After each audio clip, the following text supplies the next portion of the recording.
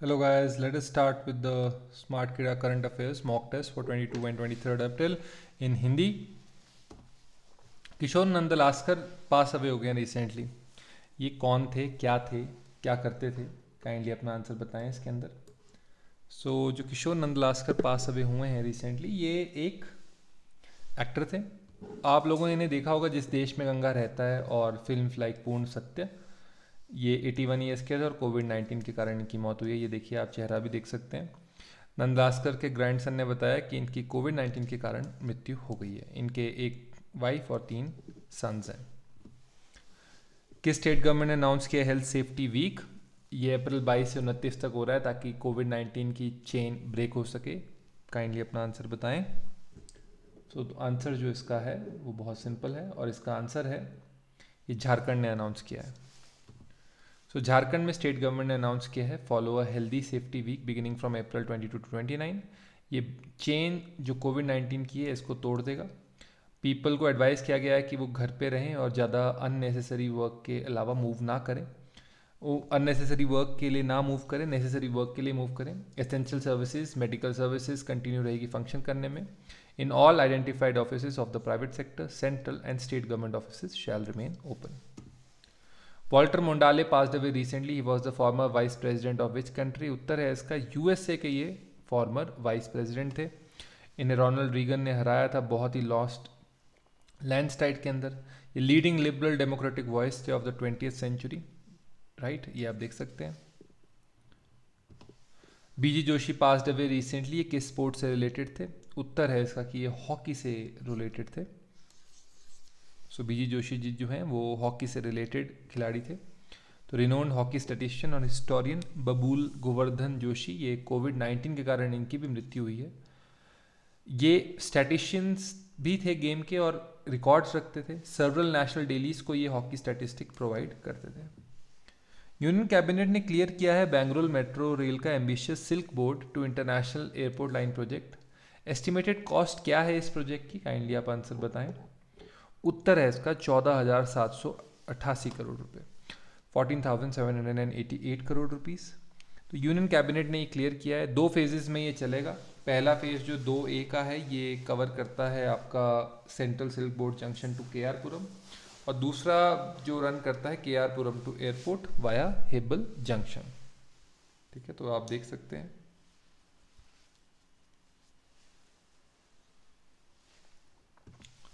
Central government ने extend किया insurance scheme under Pradhan Mantri Garib Kalyan package for health workers for a period of how many months और year? उत्तर है इसका बहुत ही सिंपल. इसका उत्तर है 1 ईयर. तो 1 साल के लिए इन्होंने किया है, एक्सटेंड की है इंश्योरेंस स्कीम अंडर द प्रधानमंत्री Garib Kalyan package. Health workers को 1 साल तक के लिए और मिलेगा. ये जो हेल्थ पैकेज है ये प्रोवाइड करता है safety net to the dependent of corona warrior जिन्होंने लाइफ अपनी लॉस्ट की है कोविड-19 पैंडेमिक के अंदर. इंडिया ने रिटेन किया है कौन सा rank on world press freedom index? ये डेंजरस नेशंस फॉर जर्नलिस्ट के एक इंडेक्स है. उत्तर है इसका ए, 142वां. 142वां ये आपने इंडिया ने किया है. इसे रिलीज करती है media watchdog Reporter Sans Frontiers. इसका इंग्लिश में नाम है, देखिए ये तो आई थिंक फ्रेंच में है, जो इंग्लिश में नाम है वो है रिपोर्टर विदाउट बॉर्डर, यानी कि एक रिपोर्टर्स की संस्था है ये. तो इन्होंने कहा है कि इंडिया एक टफेस्ट प्लेस है जॉब करने के लिए. यहाँ पे जर्नलिस्ट की जॉब करने के लिए यहाँ पे थोड़ा खतरा ज़्यादा है. ये टाइटल जो है बैड मिला है इसको. ब्राज़ील, मैक्सिको और रशिया को भी यही टाइटल दिया गया है. जनरल MM नरावने ने अटेंड किया army chief conclave in which country? उत्तर जो है इसका वो है बांग्लादेश के अंदर. तो बांग्लादेश के अंदर जनरल नरावने ने किया है ये on the sidelines of multinational military exercise held हुआ था. इस इवेंट के अंदर आर्मी चीफ ने ऑल्सो इंटरेक्ट किया है सीनियर ऑफिसर्स के साथ जो मिलिट्री ऑब्जर्वर्स और पार्टिसिपेटिंग नेशंस के थे और अदर नेशंस से बिलोंग करते थे. किस कंट्री ने होस्ट किया है पहला world boxing council India championship on May 1? उत्तर बताएं. उत्तर जो है इसका वो है इंडिया. तो इंडिया जो है ये लाइट वेट 140 लैब शेड्यूल होगा, ये देख सकते हैं बेल्ट. और ये गेम चेंजर है professional boxing in the country के लिए. जो फाइट होगी इंडिया की चैंपियनशिप बिटवीन चांदनी मेहरा और सुमन कुमारी की होगी ऑन 1 May इन जालंधर.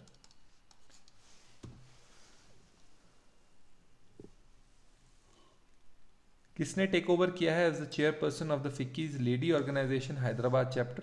अपना आंसर बताएं। आंसर जो इसका है वो है उमा चिगुरुपत्ती। तो फिटी की based well known business woman ने टेक ओवर किया as the new chairperson of FICCI ladies organisation Hyderabad chapter. ये ऑफिस 1 साल के लिए होल्ड करेंगे between the year 2021 to 2022। ITBP water sports and adventure institute inaugurate होगा union ministry for sport and youth affairs Kiren Rijiju और उत्तराखंड के चीफ मिनिस्टर तीरथ सिंह रावत द्वारा किस सिटी में? उत्तर है इसका टेहरी में। तो टेहरी के अंदर ये इनॉग्रेट होगा। इसकी अप्रिशिएट की है ITBP की contribution to the Himalayan border, क्योंकि ITBP जो है वो 1962 के बाद बनाई गई थी to protect the Himalayan borders. China के मद्देनज़र ये बनाई गई थी, तो बहुत सारा काम करती है हिमालयन बॉर्डर्स के ऊपर, ये देख सकते हैं आप। इसके लिए उत्तराखंड का टूरिज्म डेवलपमेंट बोर्ड और ITBP ने MOU साइन किया है। Priyanka Mohite has become first Indian women to scale mount Annapurna, world's 10th highest peak. She is from which state? अपना आंसर बताएं। So the answer for the same is, kindly अपना answer बताइए। उत्तर जो इसका है वो है महाराष्ट्र से।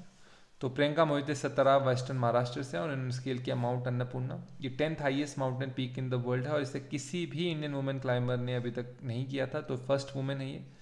इनकी कंपनी जो इसमें काम करती हैं वो बायोकॉन में काम करती हैं और एग्जीक्यूटिव चेयरपर्सन है Kiran Mazumdar Shaw. National civil service day कौन से दिन को ऑब्जर्व किया जाता है? उत्तर है इसका 21 अप्रैल को।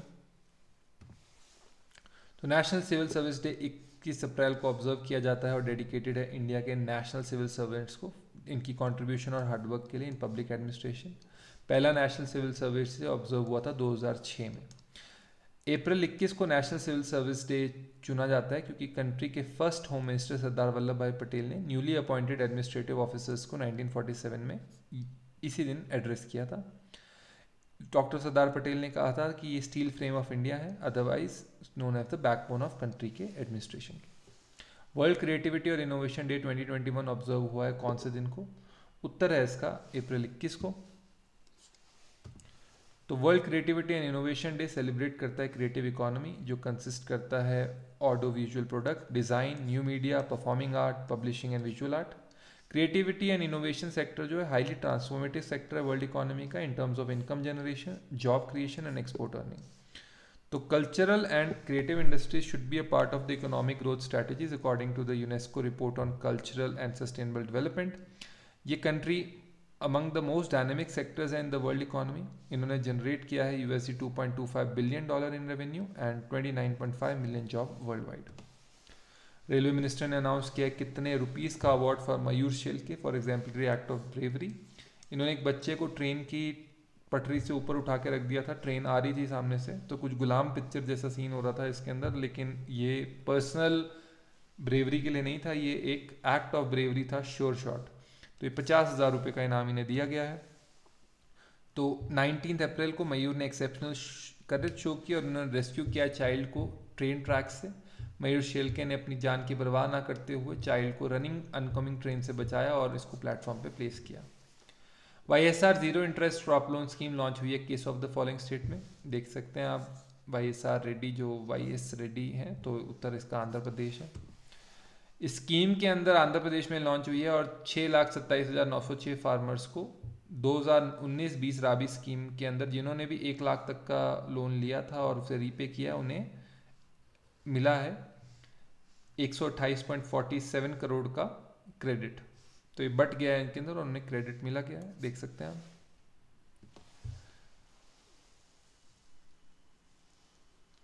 HSIIDC ने इन्वेस्टमेंट करने के लिए MOU साइन किया किसके साथ? To promote and facilitate trade and investment in Haryana.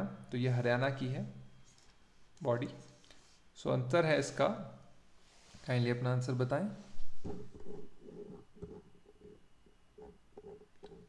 Answer जो है इसका वो है world trade centre. So world trade centre के साथ आए हैं ये ताकि फैसिलिटेट हो सके ट्रेड और investment in Haryana. MOU sign हुआ था with the intent of bringing in national और international investment in the state with the help of world trade centre specially from the industrial estate at Faridabad. World homeopathy awareness week 2021 observe हुआ है कौन सी date से कौन सी date तक? उत्तर जो है इसका वो है, काइंडली अपना आंसर बताएं। उत्तर जो है इसका वो है अप्रैल 10 से 16 के बीच में। So world homeopathy awareness week celebrate होता है एनुअली बिटवीन अप्रैल 10 टू 16। ये सेलिब्रेशन है both homoeopaths and those who have been healed with homoeopathy. 10 April का डेट इसलिए चूज किया गया था ताकि ये बर्थडे था डॉक्टर सैमुअल हेहनमैन का। ये जर्मन फिजिशियन थे जो क्रेडिट किए जाते हैं with creating homeopathy. Idris Devi passed away recently, president थे किस कंट्री के? अपना आंसर बताएं। उत्तर है इसका चैड के। तो चैड के लॉन्गेस्ट टाइम प्रेसिडेंट थे और ये इनको घाव हो गए थे क्योंकि इन्होंने ये नेशनल कंट्री के फ्रंट लाइन पे सर्व कर रहे थे। ये गए थे विजिट करने सोल्जर्स को बैटलिंग रिबेल्स और यहाँ पे इनको सफ़र हुए थे वुंड से, यानी कि कुछ धमाका हुआ होगा या फिर गोलियों के शॉट लगे होंगे। तो ये आप देख सकते हैं। किसे नेम किया गया as the new president of Chad? उत्तर है इसका, काइंडली बताएं। उत्तर जो है इसका बहुत ही सिंपल है। तो उत्तर जो है इसका वो है मोहम्मद इदरीस देबी इतनो। ये पुराने प्रेसिडेंट के ही बेटे हैं और इनके फादर इदरीस देबी मैंने अभी आपको बताया किल हो गए बैटल में। 15 मेंबर ट्रांजिशनल मिलिट्री काउंसिल के ये हेड होंगे जो पावर में रहेगी 18 मंथ्स के लिए। बैटल हार्डन सोल्जर हैं लाइक हिज फादर और 37 ईयर्स के हैं। नेक्स्ट चलते हैं आगे की तरफ। इंफॉर्मेशन और credit rating agency of India limited ने स्लैश की इंडिया की financial year 22 GDP estimate by what percent? उत्तर बताएं। उत्तर है इसका 0.5%।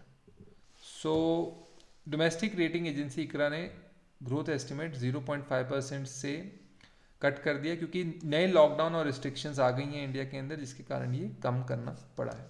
यहाँ पर हम 5 मिनट की ब्रेक लेंगे और वापस आएंगे अगले 19 से 20 क्वेश्चन करने के लिए।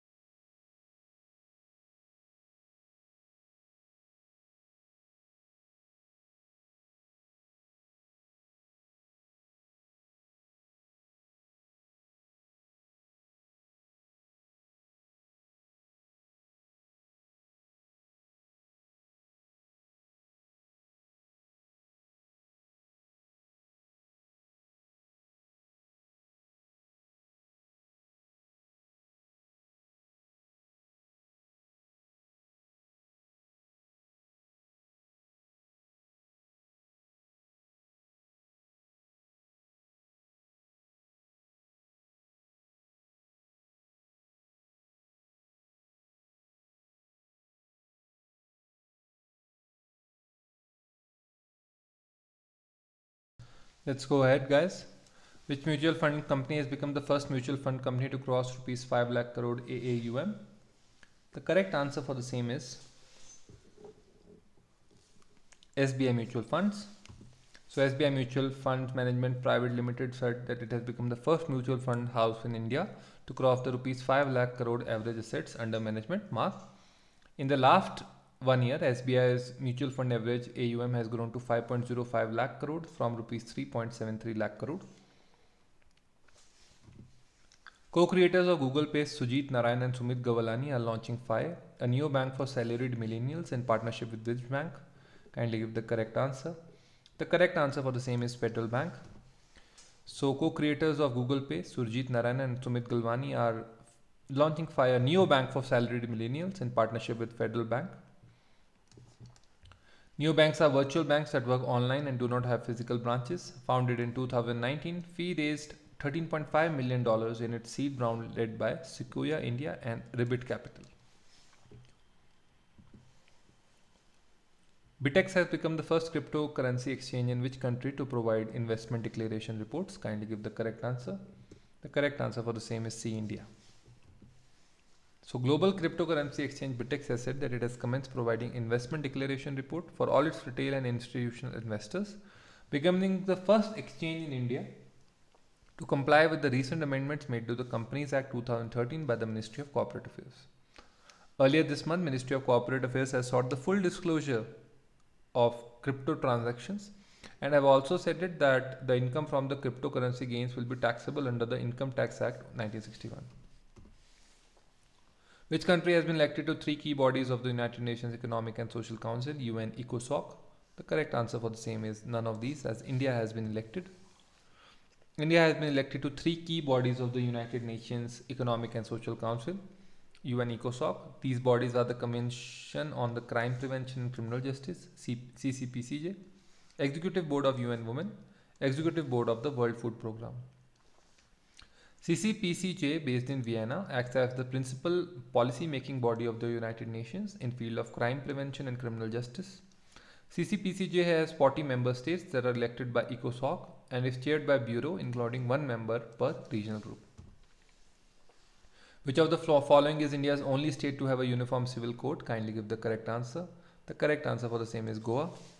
So Goa is the only state that is to have its uniform civil code, and it's already a lot of time has passed since that state has a civil code, but no civil code is applied, not any policy formation, or the Law Commission has recommended for the civil code for any other state in India.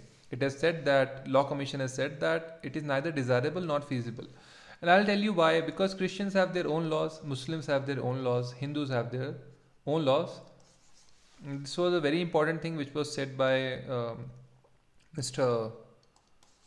I guess the first Labour Minister.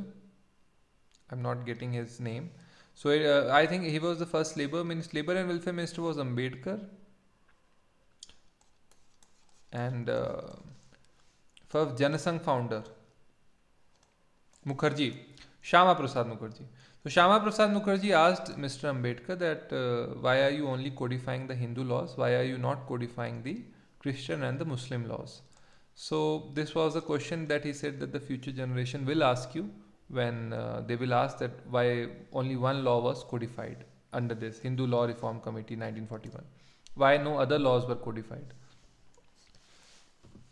Which IIT and National Cooperative Development Corporation has signed an MOU towards greater collaboration in issues and areas related to the development of cooperatives, agriculture and allied sectors, and to the holistic approach towards sustainable development?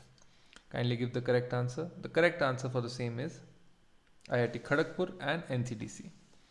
So IIT Kharagpur and NCDC on Tuesday signed an MOU towards greater collaboration in issues and areas related to the development of cooperatives, agriculture and the allied sectors, and to the holistic approach towards sustainable development. The scope of MOU will involve the advancement of training, action research, studies, policy analysis, policy advice consultancy, monitoring, evaluation, system development and technology development. Central Drug Standard Control Organization has extended the license validity of 8 medical devices by additional how many months for manufacturer importers who have already submitted their application to the central state licensing authorities? Kindly give the correct answer. The correct answer for the same is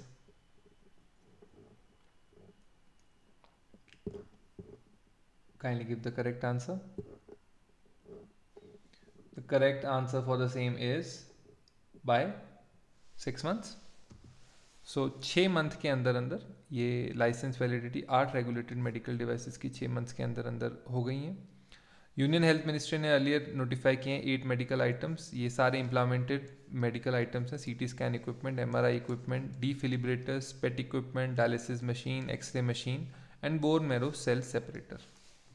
तो आप देख सकते हैं 2021 अर्थ day observe हुआ है किस date को? उत्तर है इसका अप्रैल 22 को. सो अप्रैल 22 को अर्थ डे सेलिब्रेट किया जाता है. ये कहा जाता है कि 1970 के अंदर ये मनाया गया था और उसमें जब पहली बार ये मनाया गया तो 20 मिलियन अमेरिकन आए थे स्ट्रीट पार्क और ऑडिटोरियम में. ये डेमोन्स्ट्रेट करने के लिए है कि हेल्दी इन्वायरमेंट और पार्टिसिपेट जो है वो इम्पॉर्टेंट है अर्थ को बचाने के लिए. अर्थ पर्यावरण की जिससे हम पूरा कहते हैं कि पर्यावरण रक्षा, अर्थ डे, इन्वायरमेंट डे, सब कुछ अर्थ को बचाने के लिए ही है ताकि हम आने वाली जनरेशन्स के लिए हम कुछ छोड़ के जाएं. मौलाना Wahiduddin Khan passed away recently. He was what? तो कौन थे मौलाना वहीदुद्दीन खान? उत्तर है इसका इस्लामिक स्कॉलर थे ये. तो ये पास अवे हो गए हैं. इन्हें कोविड-19 ने जकड़ लिया और ये 96 साल के थे. शंखा Ghosh passed away recently. Poet थे किस लैंग्वेज के? उत्तर है इसका बंगाली लैंग्वेज के. ऑप्शन सी आप देख सकते हैं. इन्होंने कहा जाता है कि इनकी अथॉरिटी थी रविंद्रनाथ टैगोर पे. और घोष जो है वो नोन है आदिम लता, कुलोमय और मूर्खा बारो सामाजिक न्याय अमंग अदर बुक्स. तो आप देख सकते हैं. किस स्टेट ने होस्ट किया है चौथा Khelo India youth game 2021 from 21 November to 5 December 2021? उत्तर दें इसका. सो उत्तर जो है वो इसका है हरियाणा ने होस्ट किया है 4th खेलो इंडिया गेम्स. ये 2000 इस टू होस्ट, ये करेगा होस्ट हरियाणा 21 नवंबर से 5 दिसंबर 2021 के अंदर. खेलो इंडिया यूथ गेम्स जो हैं ये पंचकुला, अंबाला, शाहबाद, दिल्ली और चंडीगढ़ में हेल्ड की जाएगी. इसके अलावा सम ब्रिक गेम्स भी हेल्ड की जाएंगी खेलो इंडिया के अंदर. ब्रिक कंट्रीज का आपको नाम पता होना चाहिए: ब्राज़ील, रशिया, इंडिया, चाइना और साउथ अफ्रीका. डॉक्टर हर्षवर्धन ने कौन सा एडिशन अभी एड्रेस किया था virtual global forum on TB vaccine पे? काइंडली अपना आंसर बताएं. उत्तर जो इसका ये है, उत्तर है इसका 5वां. सो 5वां virtual global forum on TB vaccine उन्होंने दिया था. ये लार्जेस्ट गैदरिंग थी जहां पर सारे के सारे जो भी स्टेक होल्डर थे वो आए थे कि कैसे डेवलप और न्यू वैक्सीन बनाई जा सकती हैं टीबी से बचने के लिए. National institute of urban affair NIUA ने पार्टनरशिप किया है किस फर्म के साथ एंड वर्चुअली लॉन्च किया है infant toddler and care giver friendly neighbourhood training and capacity builder programme? अपना आंसर बताएं. सो आंसर जो इसका है वो है बर्नार्ड वान लियर फाउंडेशन के साथ. तो बर्नार्ड वान लियर फाउंडेशन के साथ national institute of urban affair आया है और लॉन्च किया infant toddler and care giving friendly neighbourhood training and capacity building programme. ये जो प्रोग्राम है ये डिज़ाइन है, ये कैपेसिटी बिल्ड करता है सिटी ऑफिशियल और यंग प्रोफेशनल की ताकि डेवलप हो सके young children in family friendly neighbourhood with in cities in India. Brick seminar on misuse of internet bye terrorist ये ऑर्गेनाइज हुआ है किस ऑर्गेनाइजेशन द्वारा? काइंडली अपना आंसर बताएं. आंसर जो इसका है वो है नेशनल इन्वेस्टिगेटिव एजेंसी द्वारा. तो नेशनल इन्वेस्टिगेटिव एजेंसी ने ऑर्गेनाइज किया है 2 दिन का ब्राज़ील, रशिया, इंडिया, चाइना और South Africa seminar virtual mode द्वारा on misuse of internet for terrorist purposes and the role of digital forensics in terrorist investigations. ये 2 डे सेमिनार इनॉग्रेट किया गया था union home secretary Ajay Kumar Bhalla द्वारा. कौन represent करेगा India को at the world cities cultural forum 2021? Kindly अपना answer बताएं.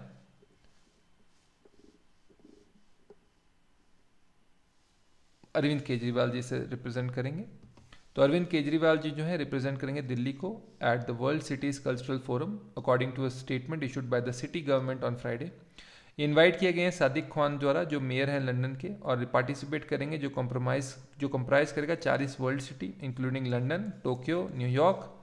ये इम्पैक्ट और importance of culture and creativity के ऊपर होगा.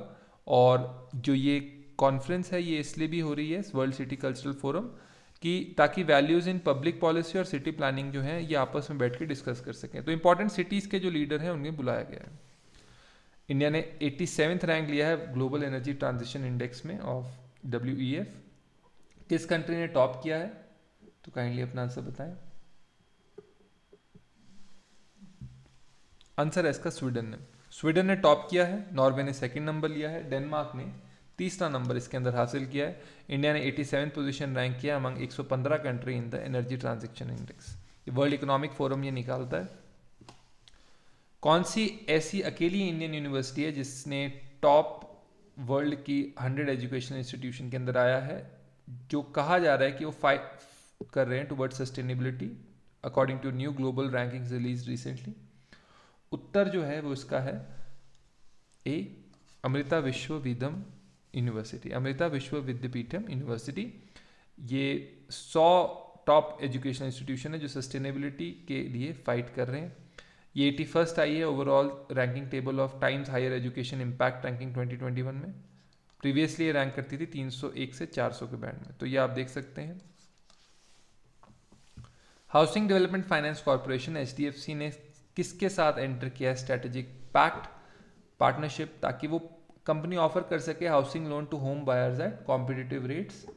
उत्तर जो इसका वो है इंडिया बुल हाउसिंग फाइनेंस। तो इंडिया बुल हाउसिंग फाइनेंस के साथ ये आए हैं ताकि होम बायर्स को कॉम्पिटिटिव रेट्स पे लोन्स ऑफर किए जा सके। इसमें शेयरिंग ऑफ रिस्क होगी दोनों कंपनीज के बीच में और रिवॉर्ड भी शेयर टर्म्स पे मिलेंगे। किस बैंक ने डिसाइड किया विड्रॉ करना banking services from India just within a week of Citibank's exit? उत्तर है इसका FirstRand bank. South Africa का सेकंड लार्जेस्ट लेंडर है और इंडिया में 12 साल आने के बाद ये जा रहे हैं। उत्तर इन्होंने बताया कि टफ कंपटीशन है एक तो इंडिया में, ऊपर है स्केलेबल प्रॉफिट नहीं है, कोविड-19 ने और इनकी कंडीशन को मुश्किल बना दिया। सिटी बैंक जो एक वीक पहले चला गया उसने बोला कि वो एशिया और अपना जो मिडल ईस्ट एशिया इसके ऊपर फोकस करेंगे 4 मार्केट्स पे, सिंगापुर, हांगकॉन्ग, UAE और London. Thank you for watching dear friends, I am Rohit Sharma and hopefully आपको ये लेक्चर अच्छा लगा हो। बीच में 2-3 क्वेश्चन शायद मैंने इंग्लिश में बोल दिए, उसके लिए क्षमा चाहूँगा।